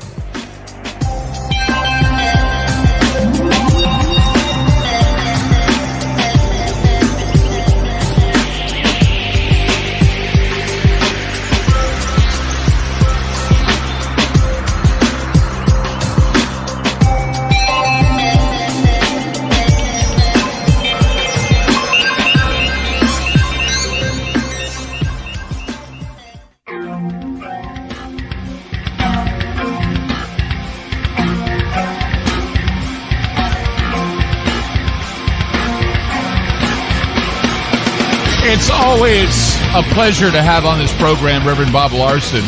He's the world's foremost expert on cults, the occult, supernatural phenomena. He has ministered in more than 100 countries and has appeared on numerous network TV and radio shows. Bob has been featured in many major publications throughout the world and is the president of the highly acclaimed online International School of Exorcism with hundreds of alumni in scores of nations. Bob is the author of 36 books, translated in more than a dozen languages, including Larson's book on spiritual warfare, Larson's Book of World Religions, Demon-Proofing Prayers, Curse-Breaking Jezebel, Dealing with Demons, and 4 fictional novels. On the program tonight, we're so happy to have with us Bob Larson. Hey, Reverend Larson, how are you? I'm just great. Fascinated by this monologue that you did. Quite brilliant. And actually, I think I might steal this idea of reverse exorcism. It's an interesting concept. Well, the reason why... let me tell you, the reason why I'm doing this show about reverse exorcism is because tomorrow I'm going to do a show. I don't know if you know this, but at the World Economic Forum on the 20th, major leaders of the world are going to get together. They're going to do LSD, Molly. They're going to do ayahuasca. They're going to do a bunch of things. And I think it's because they want to conjure fourth-dimensional demons and maybe even put them in each other. Seriously.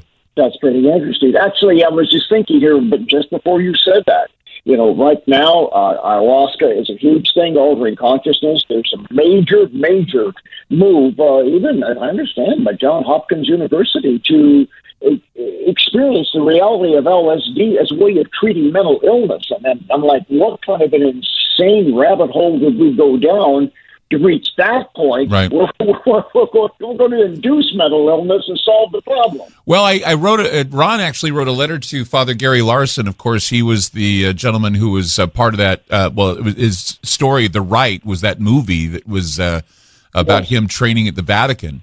And he wrote us back saying that he's, because we asked him about this idea that they're going to put in the DSM, the idea of something called possession trance disorder.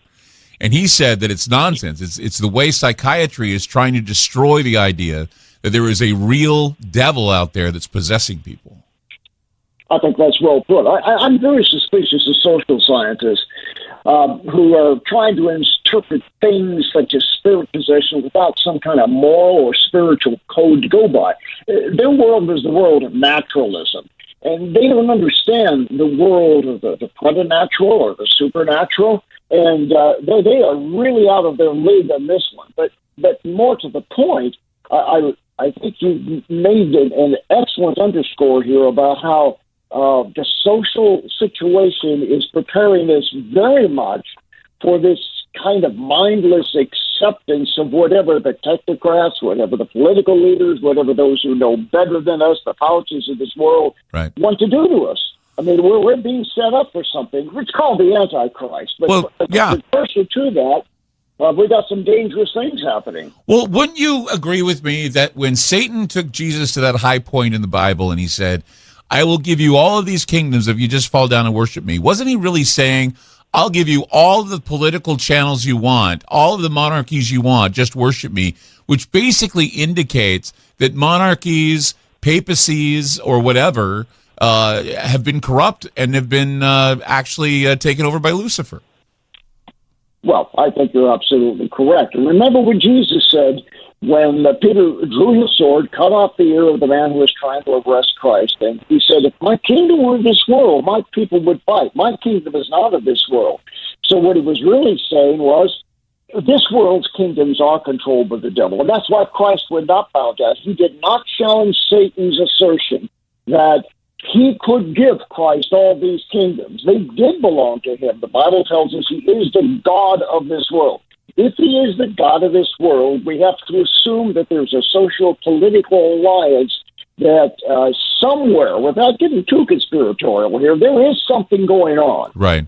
Well, there's always been that idea, and I did a show about this a while ago, about what is called a synarch, where priestcraft or statecraft or whatever they want to call it is being used, because there are those in the know that practice what would be known as the deepest and most chaotic alchemical magic that exists. And we know, and I've been reading, that a lot of what is going on with the war in Ukraine, between Russia and Ukraine, there's a lot of black magic going on there. What are your thoughts on that?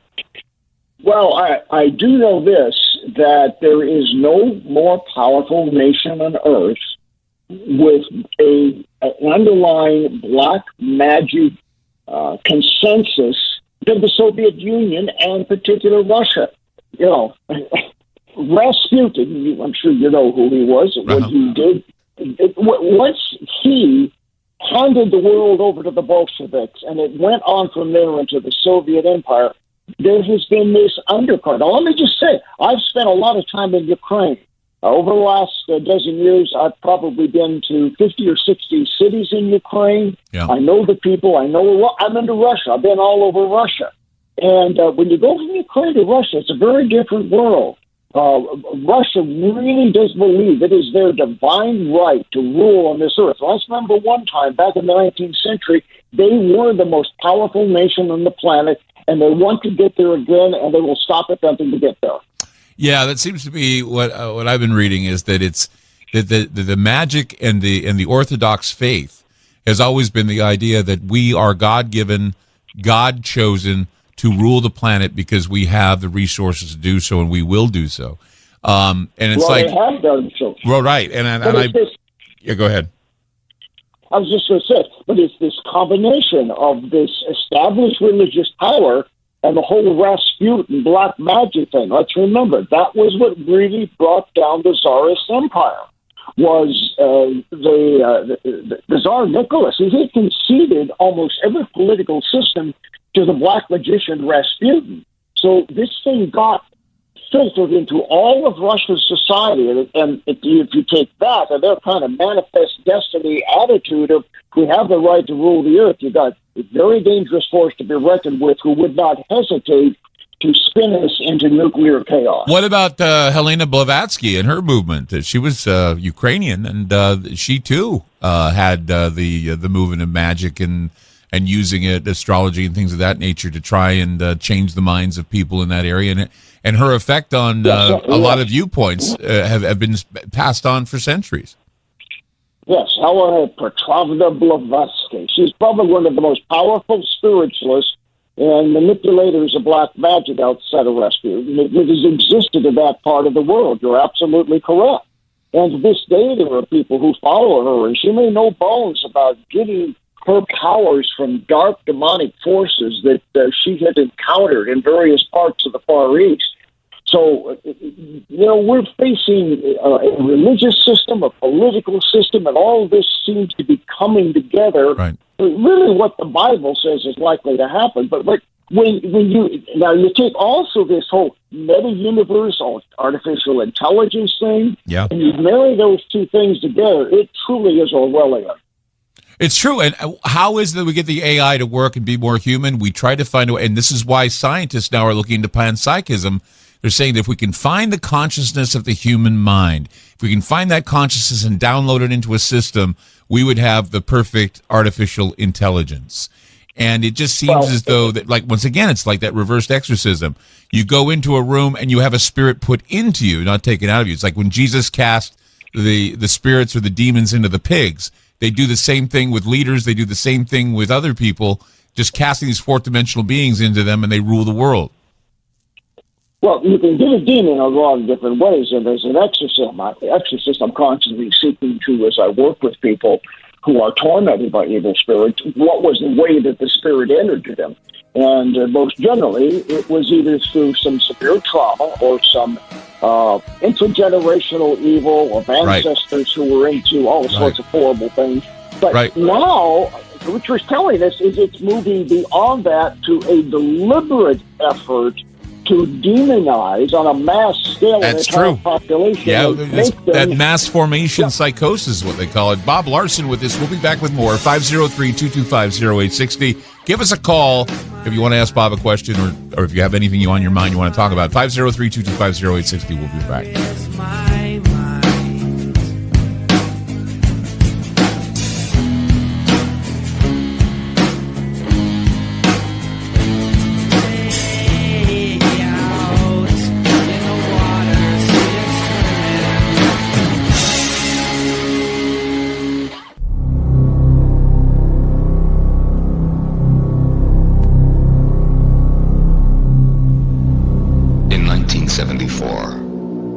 A motion picture shocked the world. The Exorcist. And now, Warner Brothers takes you a step beyond. Azusa.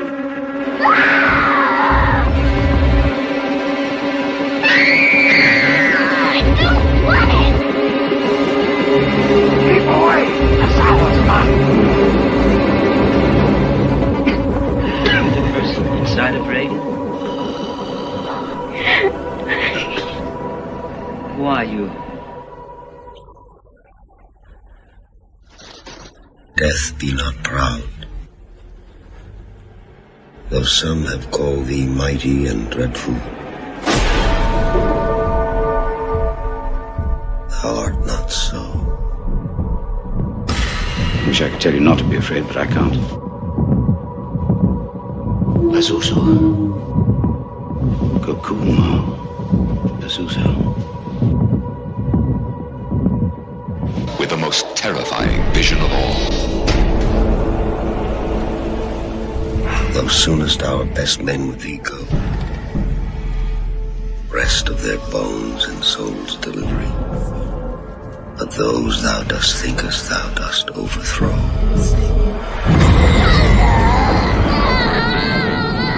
Die not, poor death. He brought you low by his blood-stained cross. Do not despise my command because you know me to be a sinner. It's God himself who commands you. The majestic Christ commands you. God the Father commands you.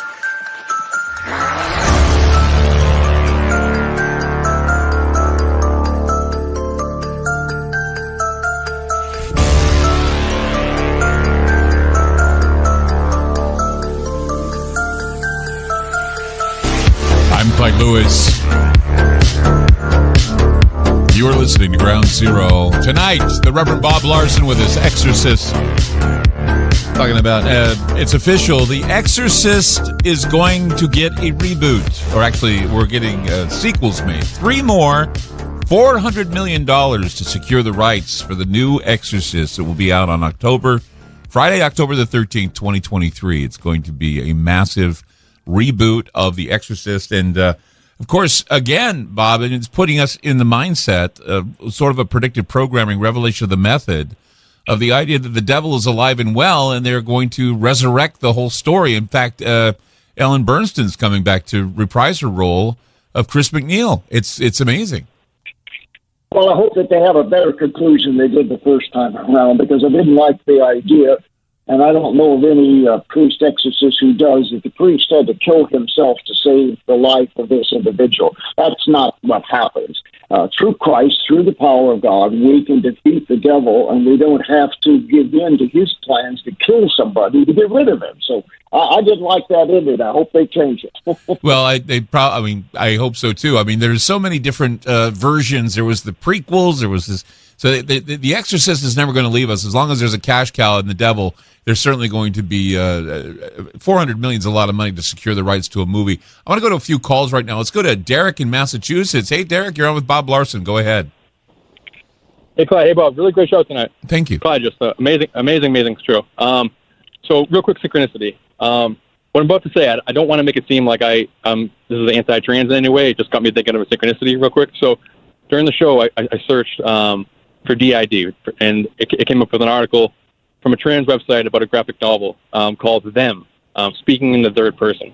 Which got me thinking about how they already, in the trans community, they refer to themselves as them. There's a plurality, it's like multiple things living inside their body, I guess, or however you want to frame it. But it's like they're already splitting us, they're getting us to split ourselves, which goes along with the idea of a rising DID on TikTok, and they're getting people to think they have it even before they do, Right. But then also in The Exorcist, when you have a demon in them, doesn't she say we are legion or something like that? Like in the actual movie itself? They ask who she is. Is there someone inside you? And she says, "I am no one," or "We are no one." All of the demons speak together. We are no one, and it's kind of a repetitious, I guess you could say, nod to the demoniac story. Isn't that right, Bob? That when Jesus asked the demoniac who he was, he said, "I am no one, but I am legion." What did he say? He said, "I am legion," which, by the way, is something I run into on almost a daily basis. They love that, to play off that story and say they're legion, because it make it sound so fearsome, like they're this great horde, don't dare to take us on. So, right. To say that somebody's got 3, 5, 10,000 demons in them is a bit of a stretch. Do we find ourselves, though, when we look at the demonic possession, do people who are demonically possessed, do they speak in third person? They do, and very clearly, and that's one of the signs of possession. And during an exorcism, I believe that's one of the most important things the exorcist needs to do, is to get that other voice to speak through the person. Right. And I want to make something clear about this DSM. They have made a very severe error by connecting the possession to dissociative identity disorder. They are absolutely poles apart. Dissociative identity disorder is another part of human consciousness. Possession is the introjection of an evil demonic consciousness. Right. But they're setting the stage for it. They're getting us to split our own mind, convince us that make it so we do have a split mind, so that something can possess you. It's like one comes before the other. And it reminds me of the show on FX about the Marvel character called Legion, who has DID and has multiple personalities living in them, and also the movie Split by M. Night Shyamalan, where he has powers and multiple personalities, and then the show about trauma, about that family from Compton called Them, where their trauma of living in this racist society actually brings this paranormal activity to them. So they go hand in hand. Awesome show, you guys. We're really Thank you. Really good points. Yeah. Well, go ahead, Bob. They do go. Yeah, they do go hand in hand. And here's the thing. And I've dealt with thousands of cases of people with dissociative identity disorder who have demons. And when you have trauma-induced multiple personalities, that is an easy way for Satan to hide behind that personality and manipulate that other state of consciousness. Now, let's take it a step further, as you were saying earlier. What if that were deliberately induced in the mind of a person? And we know that in the Third Reich, Hitler experimented with dissociative identity disorder and creating autonoms of people who would do the bidding of the state. Right. Triggers, sleepers, those who are manipulated into committing acts of murder, sabotage, subterfuge, treachery, barbarism. They are trained and they create an altar and they are triggered. And then once they are triggered, they use another trigger to shut them down. They can induce a form of possession. They can induce an alter or an alternative personality that would do the bidding of the devil or do the bidding of the state or do the bidding of the technocrats. And this is what they're aiming for. As Derek had pointed out, he says they want to split our minds and fragment us to the point where we do nothing more but surrender our agency. And that's what they did with COVID-19, Bob. You have to admit that they wanted us to throw away our faith and they wanted us to follow the technocracy. They wanted us to follow the science instead of follow our faith. Wouldn't you agree with that?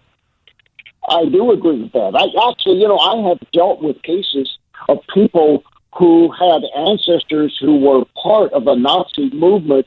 And I remember one particular individual actually had an identity of Goebbels himself inside of her mind because one of her ancestors was a Nazi. Now, if you just expand that thinking to where we are now, it's a very frightening thing of what a techno-state may try to do. Right. It's just to exploit the trauma and the fear of death, which, of course, is the tool of the devil, as we read in the book of Hebrews, that they use these tools to entice you, to control you, to bring you crying and screaming into hell. It's how it works. It's what it's done.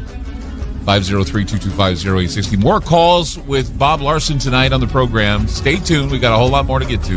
We'll be back.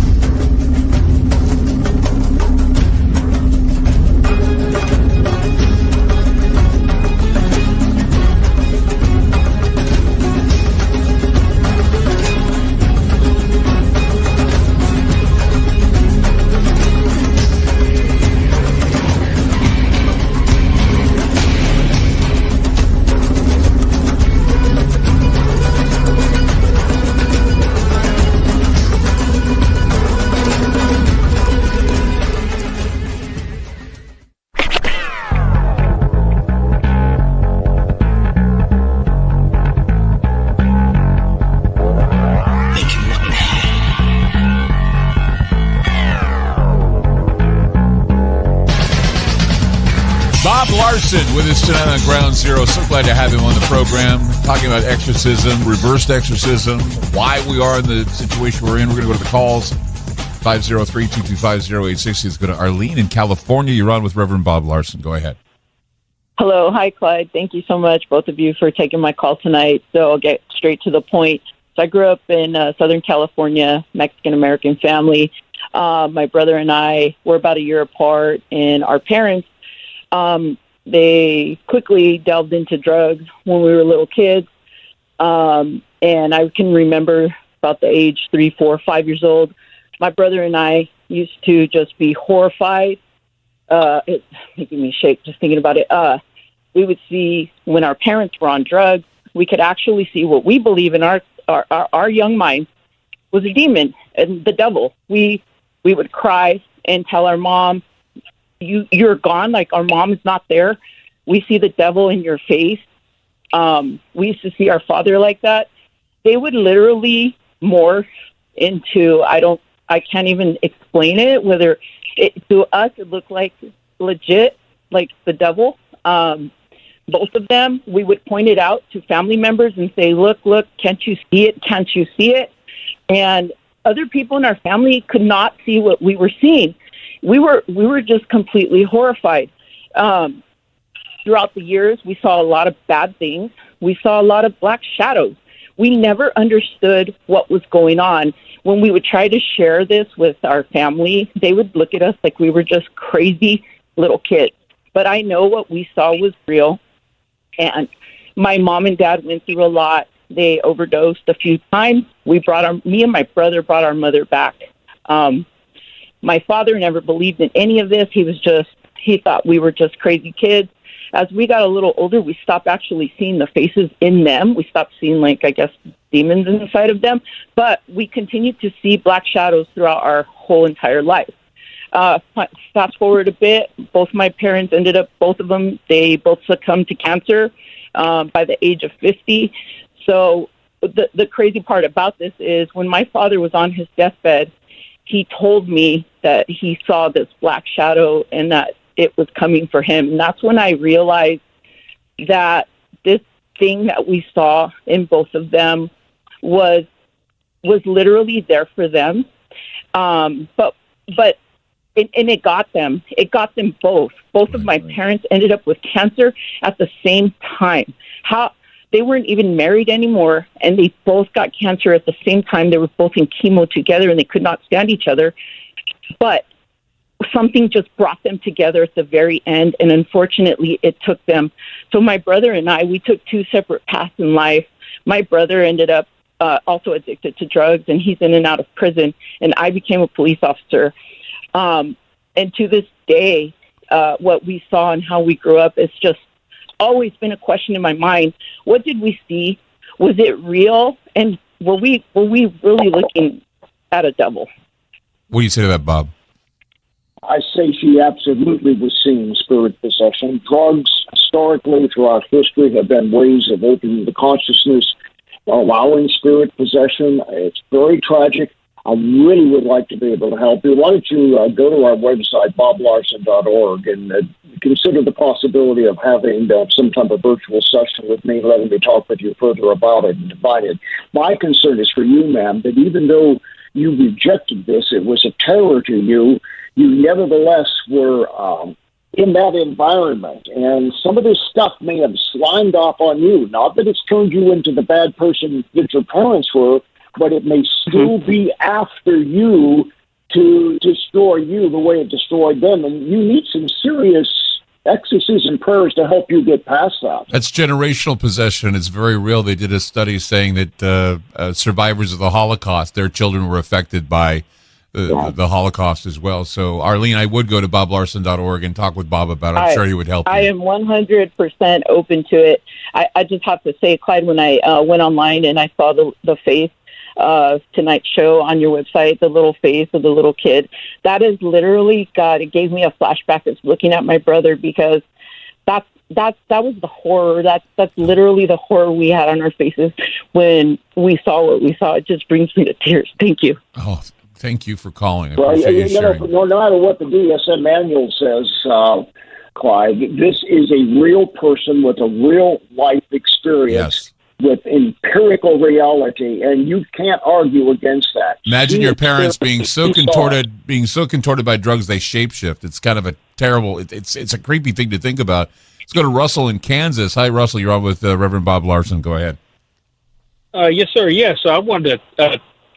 You were talking to a previous caller earlier about paranormal clicking, and that made my skin crawl. I've got a sister that has been diagnosed for, with having paranormal schizophrenia, or not paranormal, schizophrenia and bipolar issues. And I think that I feel that she's possessed. My wife and my sister thinks that she's, that they think that I'm crazy. But when you're talking to her and, like she gets scared, your call screener mentioned the movie Heredity, which I'm going to look at. I had no idea. But when you're talking to her, she will, when she gets scared, she will start clicking. Just start clicking. Yeah. Clicking. And I'm like, what in the heck? The little girl in Hereditary, the movie's called Hereditary, she used to click. And she's kind of a creepy. Yes. It's kind of a creepy thing because she was possessed by something when she would click. But yeah, she'd click. And you heard the story of the caller who talked about the clicking as well. What are you saying, Bob?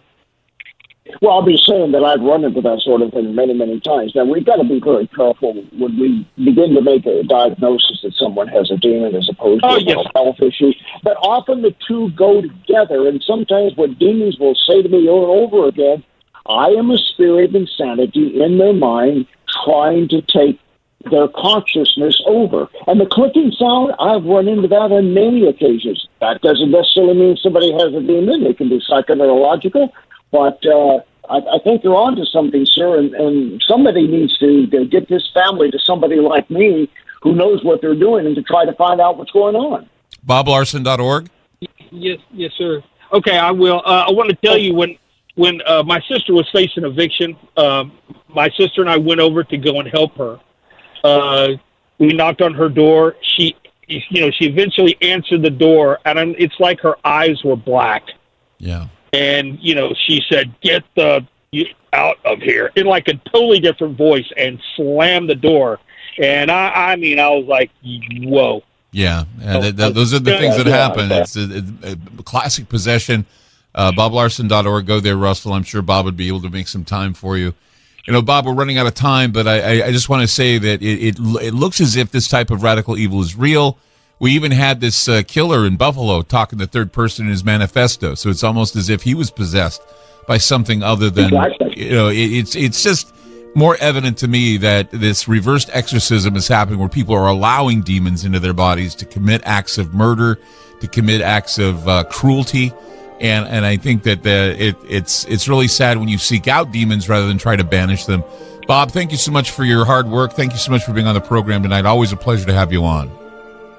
Thank you very much. I'll be happy to be back anytime. You bet. Thank you again. Thank you so much. And that's Ground Zero for tonight. Thank you all for calling in tonight. Tomorrow night, a very special look into what's going on at Davos. We're going to be hearing about shaman that are going to be used to perhaps conjure fourth-dimensional beings, while many members of the group will be on drugs like PCP and Molly and other drugs. They're going to be introducing psychics and shamanism into the world plan. I think that's it's scary to think about, truthfully. It gives me the creeps. Anyway, thank you for joining us tonight. We will see you tomorrow. Remember, keep your mind where they can't get at it. Keep it at Ground Zero. Good night.